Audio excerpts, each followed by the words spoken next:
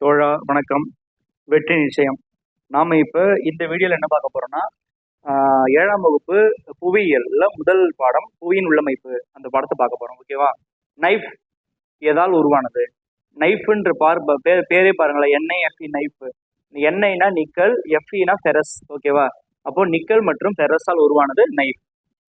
நிலநடுக்கம் மற்றும் எரிமலை வெடிப்பு விளிம்பின் அருகில் ஏற்படுகிறது. தட்டுகளின் விளிம்பில் அடியில் ஏற்படுகிறது. ஓகேவா? மொத்தம் வந்து 7 தட்டுகள் வந்து பூமியில இருக்கு இல்லையா, டெக்டானிக் பிளேட்னு சொல்லுவாங்க. அந்த டெக்டானிக் பிளேட்டுகள் மோதுறதன் காரணமா தான் அதிர்வு வழியா வந்து நமக்கு என்னன்னு எரிமலை வெடிப்பு இந்த விஷயங்கள்லாம் ஏற்படுது. ஓகேவா? அடுத்தது, நிலநடுக்கத்தின் ஆற்றல் செறிவினை அளவிட எதன் மூலம் அளவிடலாம்னு கேட்குறாங்க. ரிக்டர் அளவுகோல். பாறை குழம்பு வெளியேறும் குறுகலான பிளவு. பூமியில இருந்து அதை வெடிச்சுக்கிட்டு பாறை குழம்பு சின்ன வாய் வழியா வெளியேறுது இல்லையா, அதுக்கு பேர் எரிமலை வாய். மத்திய தரைக்கடலின் கலங்கரை விளக்கம் என அழைக்கப்படும் எரிமலை ஸ்ட்ராம்போலி. டேஷ் பகுதி பசிபிக் நெருப்பு வளையம் என்று அழைக்கப்படுகிறது. பசிபிக் வளையம். புவிக்கருவிற்கும் கவசத்திற்கும் இடையே அமையும் எல்லைக்கோடு மோஹரோவிசிக். புவியின் கருவிற்கும் கவசத்திற்கும் இடையே உள்ள எல்லைக்கோடு. நிலநடுக்க அலைகளை பதிவு செய்யும் கருவியின் பெயர் நில அதிர்வு மானி. பாறை குழம்பு வெளியேறி அது பரவி குழக்கும் பகுதி என்ன அழைக்கப்படுது? எரிமலை வெளியேற்றம். எரிமலை வாய் வழியாக அந்த பாறை குழம்புலாம் வெளியேறி சுத்தி கிடக்கு இல்லையா, அதுக்கு பேருந்து எரிமலை வெளியேற்றம். செயல்படும் எரிமலைக்கு உதாரணம் ஸ்ட்ராம்போலி இப்ப கரண்டா செயல்பட்டு இருக்கு. எரிமலையின் அறிவியல் பூர்வமான ஆய்வுகளை என்னன்னு அழைக்கிறாங்க?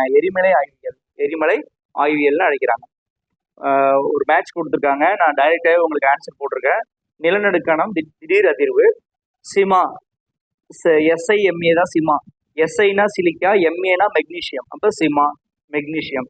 பசிபிக் நெருப்பு வளையம் உலக எரிமலைகள். சுனாமி என்றது ஜப்பான் சொல்லு. கென்யா மலை வந்து ஆப்பிரிக்கா. கென்யா வந்து ஆப்பிரிக்கால தான் இருக்கு இல்லையா, அதனால. கூற்று கொடுத்துருக்காங்க. புவியின் உருவத்தை ஒரு ஆப்பிளோடு ஒப்பிடலாம்.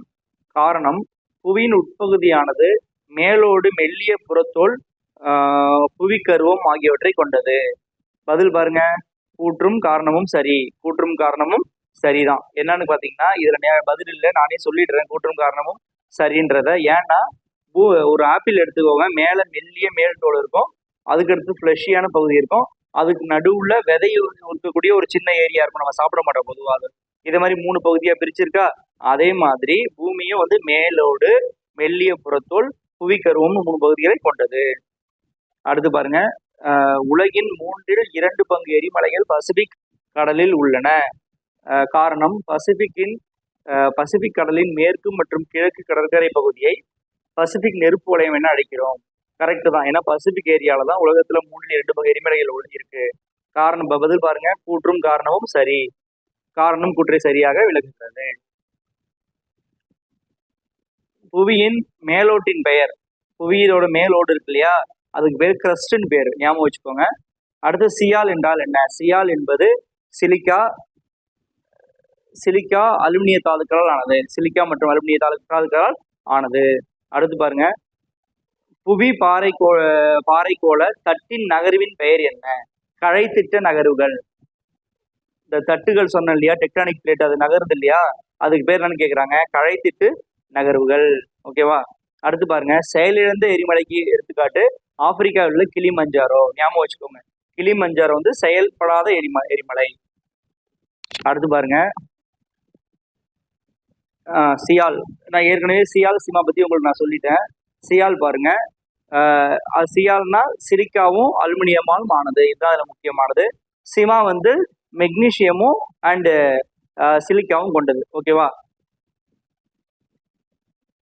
செயல்படும் எரிமலை, இதை நான் ஏன் கொடுத்துருக்கேன்னா, இதுல வந்து செயல்படும் எரிமலைகள் என்னென்ன கொடுத்துருக்காங்க அதை நீங்க அப்படியே மெமரி பண்ணிக்கோங்க. ஸ்ட்ராம்போலி, செயின்ட் ஹெலன், பிளிஃபைன்ஸ்டோல, பினாடுபோ அண்ட் மௌனாலோ எரிமலைகள் தான் வந்து செயல்படும் எரிமலைகள். ஞாபகம் வச்சுக்கோங்க. அடுத்தது, உறங்கும் எரிமலைகள். உறங்கும் எரிமலை என்னென்ன? இத்தாலியின் வெசுவியஸ், ஜப்பானின் ஃபியூஜியாமா, இந்தோனேஷியாவில் கரகடோவா. இந்த எரிமலைகள் தான் வந்து உறங்கும் எரிமலைகள். ஓகேவா? அடுத்து, பூமியின் உட்கருவம். இதுல நம்ம என்னத்தை பார்க்க போறோம்னா, பூமியின் உட்கருவத்தோட வெப்பநிலை தான் பார்க்க போறோம். 5500 டிகிரியிலேருந்து 6000 டிகிரி செல்சியஸ் வரைக்கும் பூமியோட உட்பகுதியில் வெப்பநிலை இருக்கு. ஓகேவா? அதை மட்டும் நீங்கள் ஞாபகம் வச்சுக்கோங்க. அதுக்கடுத்தது புவிக்கருவின் மையப்பகுதி இருக்கு இல்லையா, அதோட அடர்த்தி கேட்குறாங்க. இது கேட்பாங்க 1 மார்க்கில். 13 கிராம் பர் சென்டிமீட்டர் கியூப். ஓகேவா?